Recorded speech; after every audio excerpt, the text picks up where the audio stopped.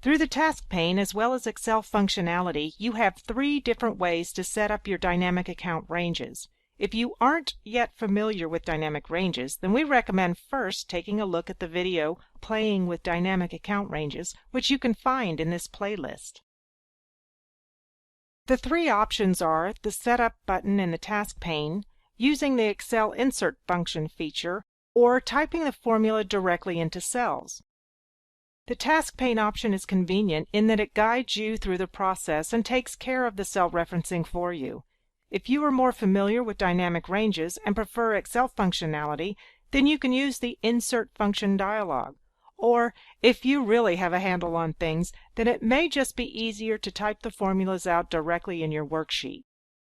We're going to walk through these 3 methods in order. I have run out a copy of the Report Designer and added a blank worksheet.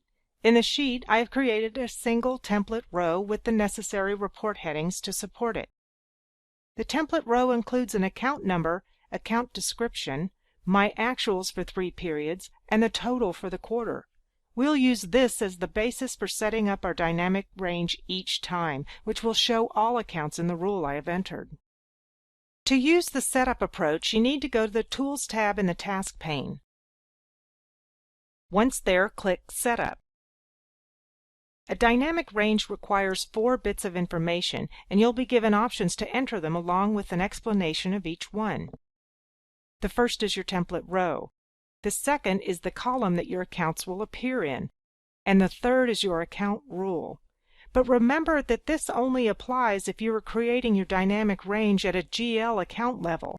In other words, you are using an account rule like a range, wildcard, or mathematical function.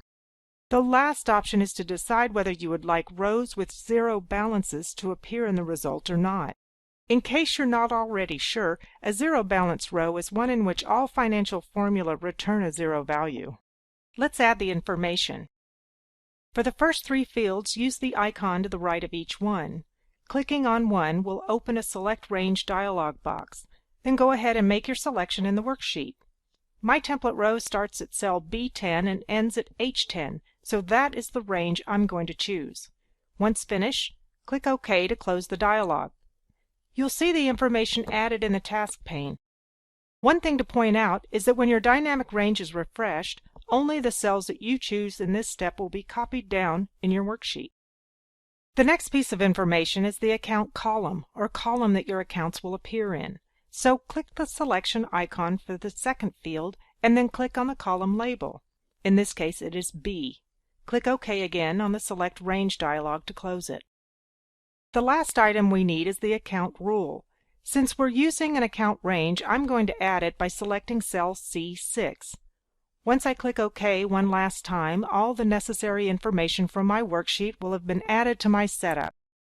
As I mentioned earlier, an advantage of using this method is that it takes care of the cell referencing for you, as you can see in the 3 fields. The next thing to do is decide whether you want to include or exclude 0 rows. This time round, I'm going to exclude them, so we'll check the tick box. I can then click Next. The last thing I need to do is save my dynamic range. To remind you, a dynamic range is stored as a Sage Intelligence formula and needs to be placed in a cell in your worksheet. It's a good idea to put it out of the way and above your account rows. This is to ensure that it doesn't get overwritten when your dynamic range is refreshed. I'm going to place mine in cell A2. Once done, I can click Finish and setting up my dynamic range is complete. I can then either click the Refresh button to update the accounts or continue with my next one. I have clicked Refresh and you can see my rows update to include all accounts in the range without any 0 balance rows. If this was a real layout, then I could also reserve column A for all my dynamic range formulas and then hide it to make things look neater. Let's now move on to the next option, which is inserting the dynamic range formula from the Excel ribbon and using the function arguments window to edit it. I've refreshed my worksheet but have kept the same template row, rule, and report data. So let's get to it. The first thing to do is select the cell you want to add your formula to. I'm going to use A2 again. Next, select the Formulas tab on the ribbon and click Insert Function.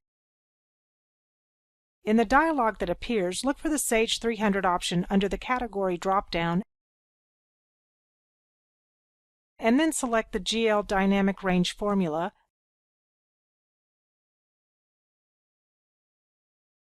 and click OK. The Function Arguments window will appear automatically and you'll be presented with 4 fields. These are the same options that were in the task pane setup and in the same order. So for the first one, click the Collapse button to the right of the field, select your template row, and then click the Expand button. Note that in this case, Excel doesn't take care of the cell referencing for you, so press the F4 key on your keyboard 3 times to absolute reference the columns. For the Account column field, click the Collapse button and select the label for column B.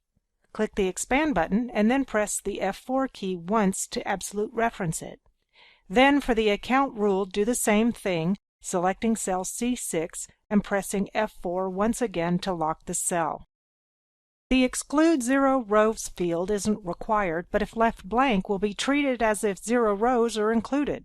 Alternatively, you can enter a 0. If you would like to exclude 0 rows, then enter the value 1.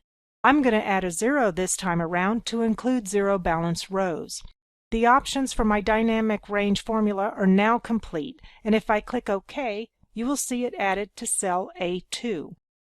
I can now go over to the Tools tab and click Refresh to update my rows. You can see this time that rows where all formulas return a 0 have remained.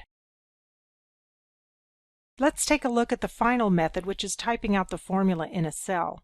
I have refreshed my worksheet once again and kept the same information. I'm going to enter it in cell A2 as usual. Like with any Excel formula, start out by placing your cursor in the cell and typing equals. Then enter GL Dynamic Range 300 and an open bracket. As you might guess, the first argument is the template row, which are cells B10 to H10. I'm going to enter that, followed by a comma. Remember that it's a good idea to absolute reference your columns. You can use the F4 key again or type in a $sign. If you use the F4 key, you need to reference each cell that you enter individually. The next argument is the Account column, so I'm going to enter B:B. When using F4 on a column, you can reference the entire argument in one go. I'm then going to add the next comma. You'll also see that as you enter the arguments, Excel colors them and highlights their respective areas in the same colors to help make sure that you enter the right information. The next argument is the Account rule, so I'm going to enter C6 and absolute reference the cell. Like with the Function Arguments window, I can also enter 1 or 0 or leave the space blank to include or exclude 0 rows. I'm going to include them this time. I can now end off my formula with a closing bracket and press Enter. It will appear neatly in its cell and, as before, I can go over to the Tools tab and click Refresh. My rows will update with the relevant accounts and, as in the first case, 0 rows have been removed. As a closing note, if you ever wanted to edit a dynamic range, you can do so in 2 ways. You need to select the formula in your worksheet and either edit the arguments in the formula bar or open up the Function Arguments window and change them there. That covers the 3 different ways to set up your dynamic account ranges. To view other videos in this series, go to youtube.com/Sage Intelligence. Also, connect with us at sageintelligence.com or sageintelligencecommunity.com, or view our online courses at sageintelligenceacademy.com. Lastly, we love feedback, so if you found this video useful, please like it and share it on your social media channels.